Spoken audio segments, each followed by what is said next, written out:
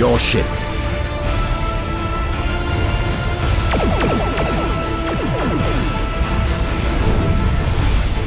Your crew.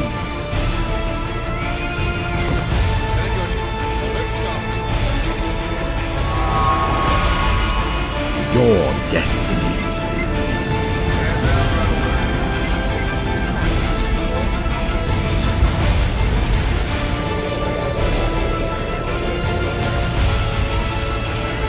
Passing through the hull breach on deck 5, Captain.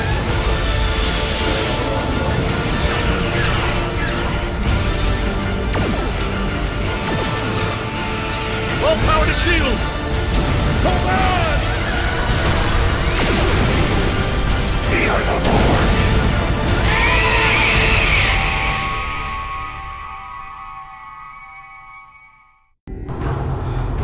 Hey guys, what's up? Welcome to an episode of Star Trek Online, basically the Trekkie's dream come true in a video game, pretty much, in my opinion at least. We're going to be doing basically anything about this game. We're going to be doing SDFs, we're going to be doing episode storylines, random exploration missions, anything you can think of. Just so anyone who hasn't played this game yet can get a little bit of an idea of what this game is about, and I definitely recommend it, even if you're not familiar with the Star Trek franchise, but you've been thinking about getting into it. This is definitely a game you can pick up. It's free to download, it's free to play. So definitely recommend picking this up. So we are going to be doing one of the first missions you get, which is Stranded in Space. It's the mission after the tutorial. So since I'm playing on my level 50 character, I can't do the tutorial for you guys. You'll have to play that mission yourself, but I will show you the Stranded in Space mission, how it's done, and what your first mission will look like. So we're gonna make our way over there right now. I'm using one of the special ships here, which you can buy in the C-store. It's the Multi-Mission Strategic Explorer. I think it's a pretty awesome ship for the main reason, the hangars, which gives the ability to deploy up to 2 wings of additional ships to help you out in combat, so definitely in handy, especially when you're engaging multiple hostiles. So our ship here, the SS Azura, is under attack by some Orion ships. So it's up to us to stop them from destroying our precious cargo ship, and we have to rescue the crew as well. So we've got 2 ships of our own here to take on. You'll also notice that little red glowing thing in the distance there. Those are data samples, and when we walk over there, when we fly over there and scan them, we can actually gain some special items which are used in crafting. I'll do an episode about that another time, but right now let's focus on getting this mission done first.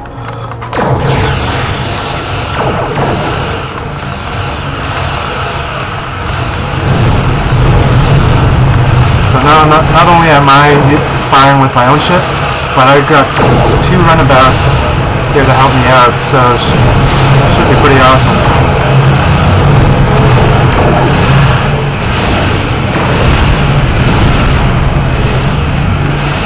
I've used one of my abilities called the Gravity Well. It's kind of like a hold ability. Depending on how strong it is, it will pull enemy ships back into the center where the Gravity Well is. But it's a good move to use, especially if with a science character because they specialize in exotic abilities like gravity wells. But I'm on my engineering team, and basically engineering guys are meant to take the most damage. They're like tanks basically. So if you're thinking of something like WoW, of how have tanks taking all the damage and stuff, that's basically what the engineering officer is. It's the tank class of all the classes available. There's two more classes, like I mentioned before. The science officer is mainly dealing with exotic damage and healing abilities, and the tactical officer, well, that's pretty straightforward. It's a straight damage dealing class. It deals the highest amount of damage compared to all the other classes. So if you're the type of person that wants to do some insane DPS, definitely do a tactical officer. I've played one myself. I've actually leveled one to level 50, and they are surprisingly very easy to play. So I would recommend, if you're looking for a good class to play, definitely look into starting a tactical officer. So we've destroyed our targets. My runabouts are following behind me. We're going to go over to this data sample and we're going to scan it and get some items. So I'll show you how it's done. So we've got the option here to scan it now that we're in range. So we press the F key to interact with it, and it brings up this. So what you have to do is you have to adjust the red wave lines to match up with the blue ones, and if you do that in time, because there's a limited amount of time to do it, if you do it in time, you will get some special items which are used in crafting. Like I mentioned before, I will do a episode about crafting a little bit later on once we do get a couple missions in, and I'll show you what's all crafting is about. So yeah, so we'll do that a little bit later, but right now I'm going to do some missions here, and we're going to take out these last two guys so we can help our crew here, our stranded crew.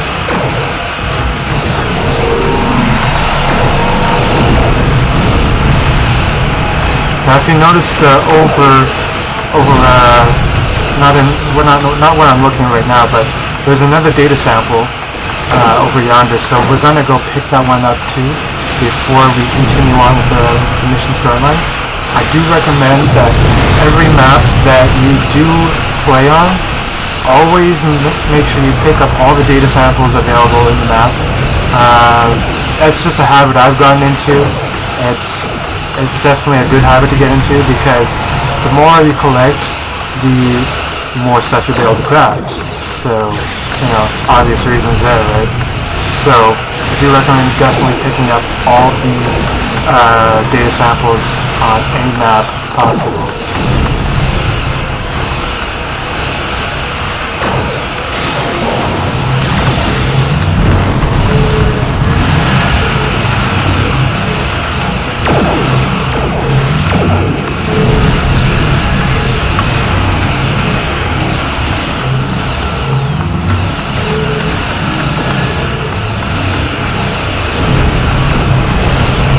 You can see the gravity well is kind of doing its job, but it's already dissipated, so we'll just have to worry about straight out damage. Boom. So he's done.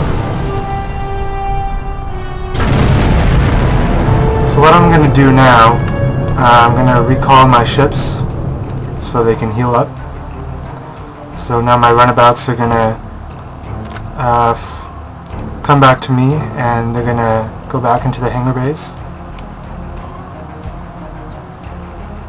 One more. There we go. So now they're all in my hangar base. And we're going to go get this other data sample over here.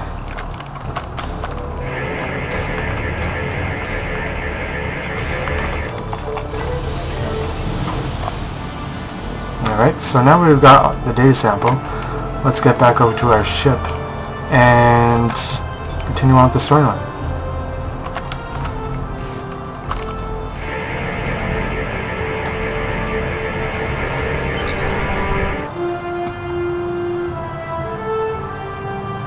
Alright, so we got some strange radiation samples. We gotta beam over there and figure out what's wrong.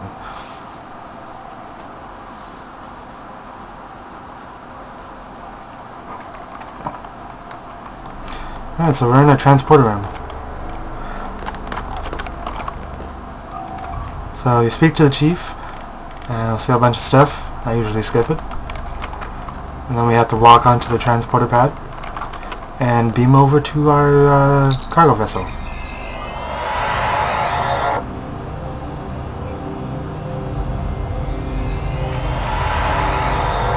Alright, so now that we're over here, looks like we got some bad guys to deal with. So we got to not only bypass the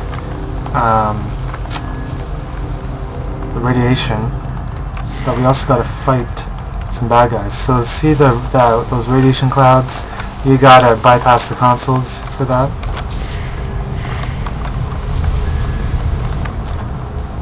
So there's nothing in this room, but it looks like we found an injured crewman. So let's speak to this guy, see what's going on. So what we've encountered here is a career-specific mission or task. So this one is made specifically for science careers. So we cannot help this guy. We're just going to leave him. Tough luck. So there'll be plenty of missions where they're specific class tasks. So if you happen to match up with the task that it's offering, then you can do it for bonus XP and whatever.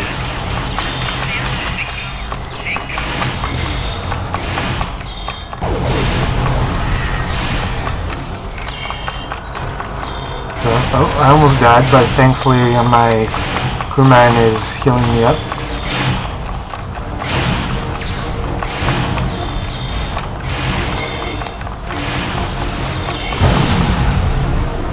So because my tune is level 50, the enemies are scaled up to my level. Now, that's the great thing about STO, Star Trek Online, because it doesn't matter what level you are, the missions automatically scale the level.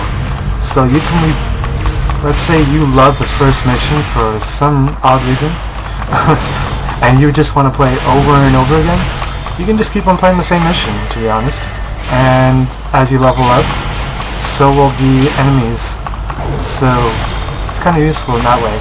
If you want to play an easier mission, for example, just to get some XP, you can totally do that if you want. So we have a glowing container here, and usually these contain random drop items. So it looks like we got a small hypo, which is used for healing, specifically healing of your ground characters. So like when you're doing ground missions, like right now, you can use those to heal your tune if you happen to be low on health. And we also got a power cell, which increases energy damage. So your energy weapon damage. It gives a small boost for a little bit. So we got another power cell. Now, to be honest, I don't really bother using the items. I mean, that's totally up to you. I've gotten through all the missions just fine without using any power cells, but I do recommend that you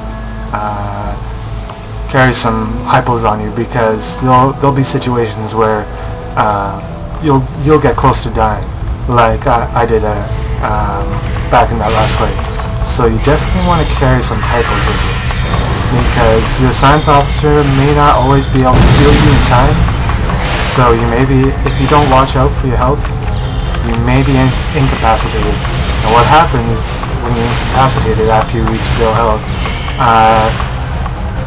By all technical means you die, but in this game you just get rendered unconscious, so you can't fight or anything. So you have to wait till either your team members revive you, or if all your team members happen to be incapacitated, you have to respawn back at the last spawn point that you happen to encounter. So depending on the level, you may start way in the beginning. You may start just after a certain checkpoint.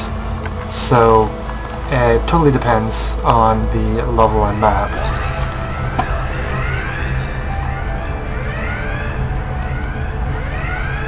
So the warp core apparently is having a catastrophic failure. Oh, and looks like we have another data sample here. So always make sure you pick up all the data samples. Fairly straightforward. It's actually really easy to get the wave signatures.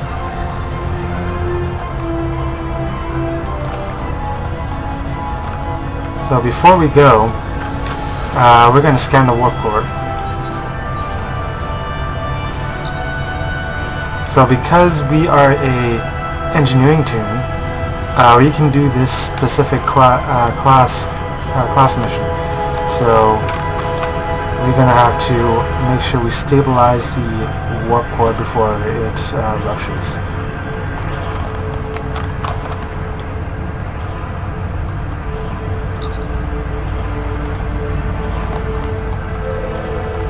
So that should do it.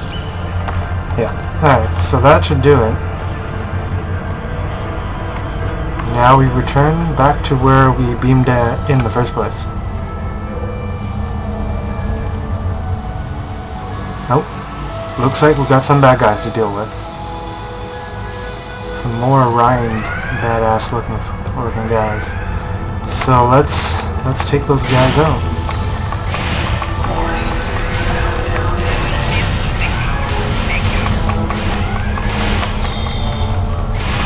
Now you notice some of these guys, they have these little orange swirly targets on them.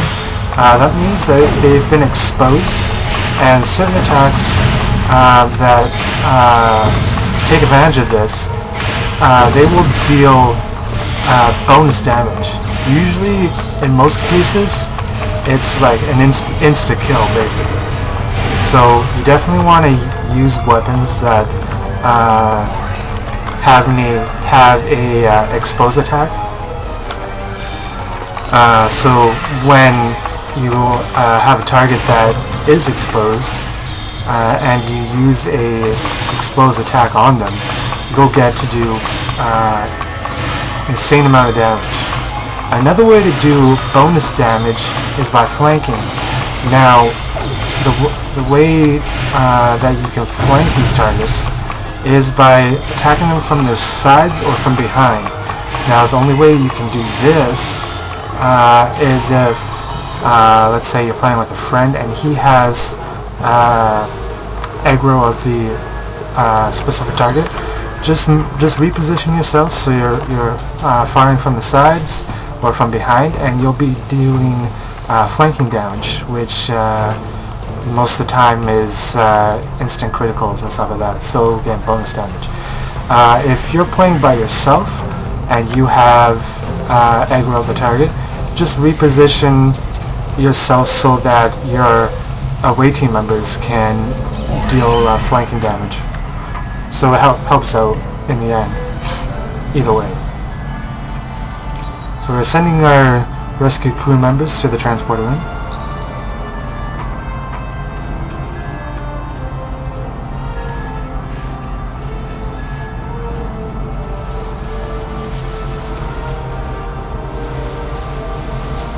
Now if you were playing this mission as a science character, you would be able to save a maximum of, I believe, 5 crew members.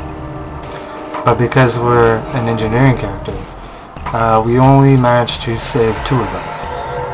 So tough luck to the other guys, they died of radiation poisoning. We've got our medical team reporting in.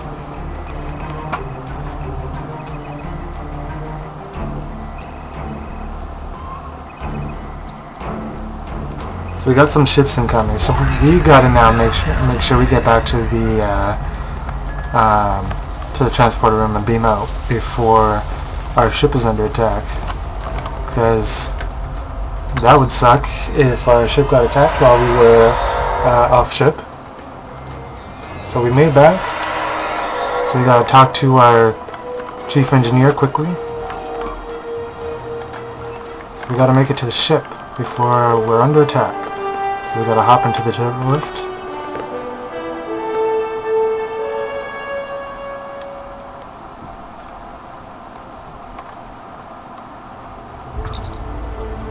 Yeah, so we got more ships. More ships incoming.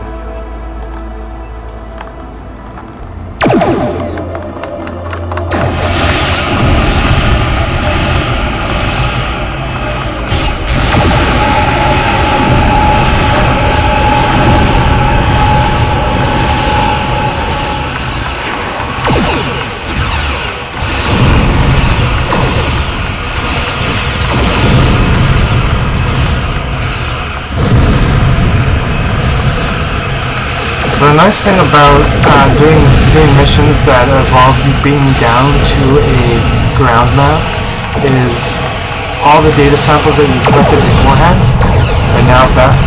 They've now respawned and back on the map. So it's a nice way of getting double the data samples that way. So you grab all the data samples and beam down and do your stuff, and then once you come back up to the ship, they're all back there ready to be picked up again. So it's kind of nice like that. So we will definitely be picking up those data samples before we complete this mission. Before we leave the map at least.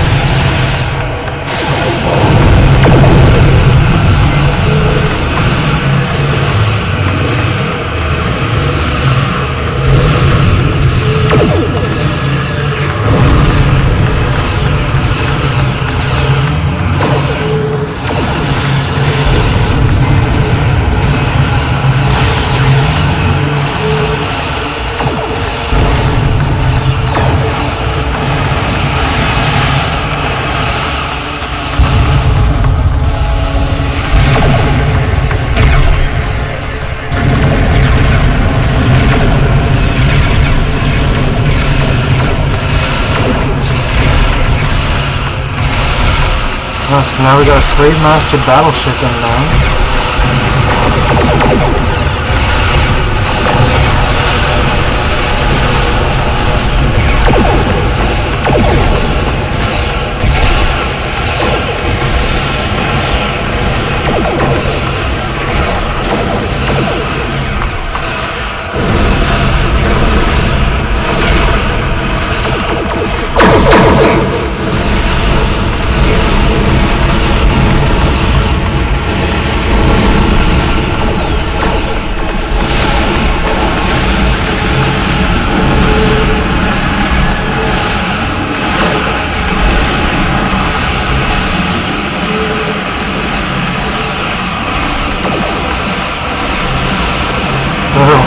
It's taken quite a bit to do this mission, I gotta admit.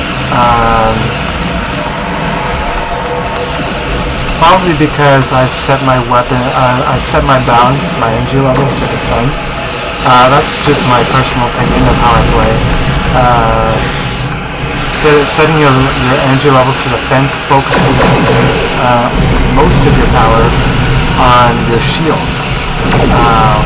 Which helps me survive a lot more in a firefight, especially an extended firefight such as this.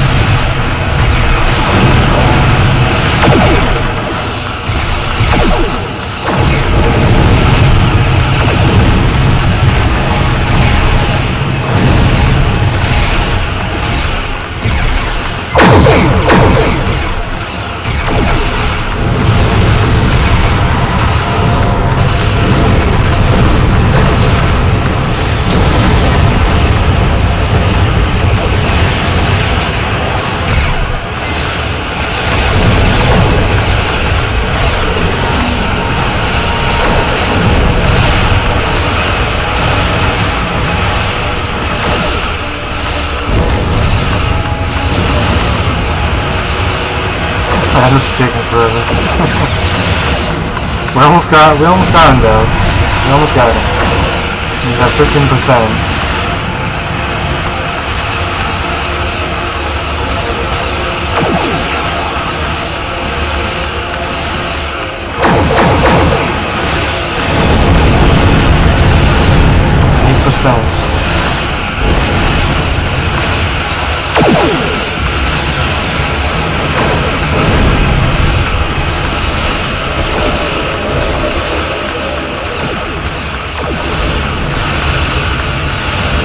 There we go.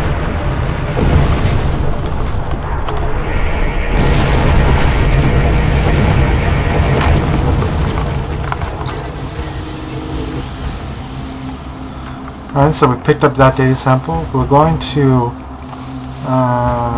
see if we can find the other data sample before we continue. So to scan for data samples, that is the default key for that is the V key. So you press that, it will scan for data samples. If the circular ring around your ship is red, that means there are no more data samples on the map. If it happens to be blue, that means there are data samples on the map still, and it will point you in the direction of the nearest data samples. So that's pretty useful. So we're going to finish this now.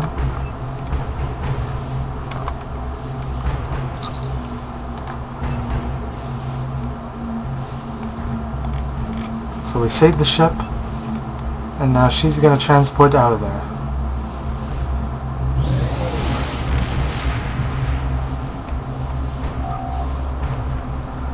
So that's it for that mission.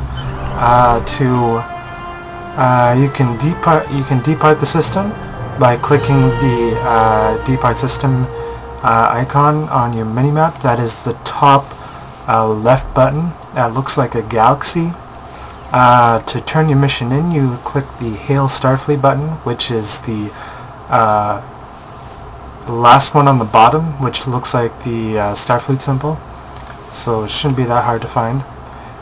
You click on that and go on to your in progress, or you can it even shows it right here in the overview of the completed mission, Stranded in Space. So click your Hail Starfleet. It'll bring up the mission, and you get to choose from these these current things to choose from. So for new people, I recommend you pick this one, because you'll be able to call the Azura back while in system space, and you can use it to buy items, access the exchange, which is a auction house, and your bank, your account banks and stuff like that. So I definitely recommend picking up that one. But if you are replaying this one, or if you've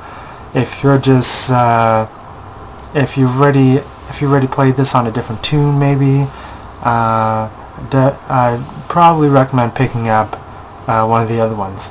Usually what I pick up is a shield array, so usually the shield arrays are the most useful. The armor rewards, to be honest, you can grab those at any time later on. There's tons of missions that give different armors, so I would probably go for the shield array cap, which is the it gives the maximum amount of shield facing. So definitely grab that one. So we've turned it in. So that mission is done. So let's leave this map and go back to sector space.